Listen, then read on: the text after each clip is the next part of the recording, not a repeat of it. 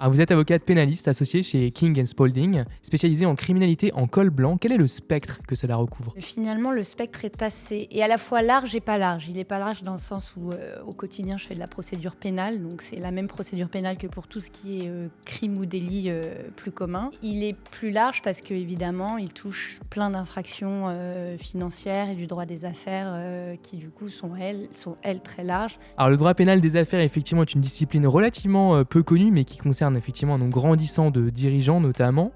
Est-ce que la loi pénale a eu tendance à se développer dans le monde des affaires et pourquoi selon vous? Oui, naturellement. Alors beaucoup grâce à nos politiques et à nos chefs d'entreprise qui ont malheureusement ou heureusement, je ne sais pas, ont fait les frais d'un droit qui s'est durci, notamment à leur rencontre. C'était pas si connu, mais ça devient quand même très connu. De plus en plus, bien sûr. Alors vous défendez des clients avec des problématiques transfrontalières. Quelles sont les principales difficultés que vous rencontrez à cette occasion? Est-ce que c'est la spécificité des droits locaux ou la compétence des cours qui sont situés à l'étranger? Alors moi, je suis une pénaliste française, mais aussi j'ai une double nationalité, j'ai un double cursus en droit français et en droit espagnol, donc je peux aussi exercer en Espagne. Les tribunaux les juridictions dans lesquelles j'interviens, elles sont principalement françaises.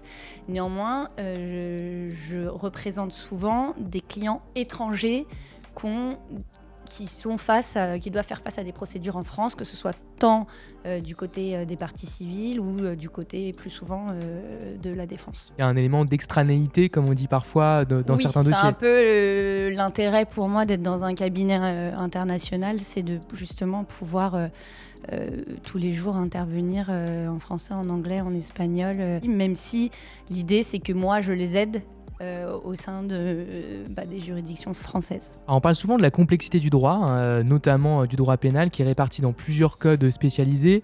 Et c'est vrai que ces dernières années, on sent que ça s'est quand même développé dans le droit de l'environnement, droit de la santé, avec à chaque fois des droits spécifiques, des droits spéciaux qui se sont développés. Est-ce que justement c'est une difficulté pour vous en tant que juriste au quotidien de piocher dans ces différents codes, dans ces différentes jurisprudences pour pouvoir conseiller efficacement? Après, ça devient une spécialité, donc c'est compliqué, complexe ou non. En revanche, il faut vraiment toujours rester à la page. Après, le droit pénal, c'est vrai que c'est pas le droit pénal des affaires, c'est pas une matière à part entière, c'est toujours un droit de quelque chose, ou le droit pénal de quelque chose. Vous l'avez cité, le droit de l'environnement, du droit social. Ça peut être très bien aussi pour tout ce qui est procédures collectives qui après finissent devant les tribunaux pénaux. Donc oui, on va piocher, pas que dans le code dans le code pénal, pardon. Et j'imagine que ça doit quand même être particulier parce que vous êtes à la fois dans le monde des affaires et en même temps pour des sujets souvent graves, en tout cas qui peuvent l'être puisqu'ils relèvent du droit pénal par définition et pas du droit civil ou du droit commercial. Est-ce que justement c'est quelque chose qui vous met un peu au cœur d'une sorte de cellule de communication de crise d'une certaine façon aussi? Ah bah oui, complètement. Comment ça s'organise? Et c'est ça, je trouve, qui est assez passionnant dans notre métier, c'est qu'on intervient toujours quand il y a le feu. La matière fait que, justement, les chefs d'entreprise étant un peu paniqués, essayent d'anticiper au plus. Et donc, c'est vrai que mon activité s'est beaucoup développée sur l'anticipation aujourd'hui, les investigations, les audits, avant justement qu'il y ait le feu. Quand il y a le feu, on intervient en période de crise et c'est là où, pour moi, mon métier devient passionnant parce que on est face à des hommes que tout le monde considère comme des hommes très puissants, très sûrs d'eux, intouchables. Ouais. Et en réalité, quand ils arrivent dans notre cabinet, ils sont beaucoup plus vulnérables. On les voit sous un autre œil, un autre angle.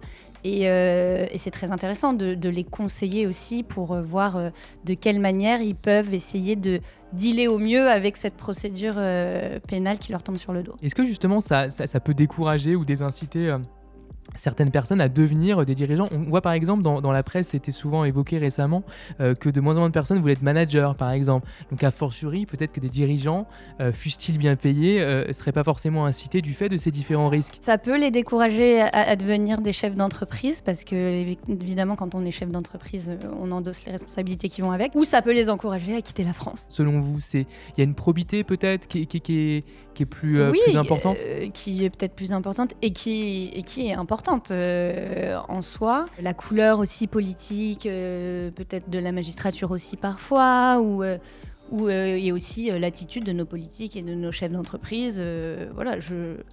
D'ailleurs, est-ce que vous voyez ça, vous en tant que juriste, que professionnel du droit, est-ce que c'est une bonne chose d'avoir des parquets spécialisés justement comme le PNF? Oui, moi je trouve que c'est une très bonne chose parce que déjà on est face à des magistrats qui comprennent la matière, avec lesquels on peut discuter. Aujourd'hui, on tend quand même vers une justice négociée. Alors, dans certaines matières criminelles, ça peut ne pas être acceptable, mais c'est vrai qu'en matière financière, on gagne quand même beaucoup de temps et donc aussi de l'argent. Et c'est toujours intéressant de travailler avec des gens qui sont plus spécialisés. Alors avec l'intelligence artificielle, des outils juridiques modifient le travail des avocats. On pense à Harvey, à Doctrine, à plein d'outils de ce type, ou même aux plateformes d'IA comme Claude, ChatGPT et consorts.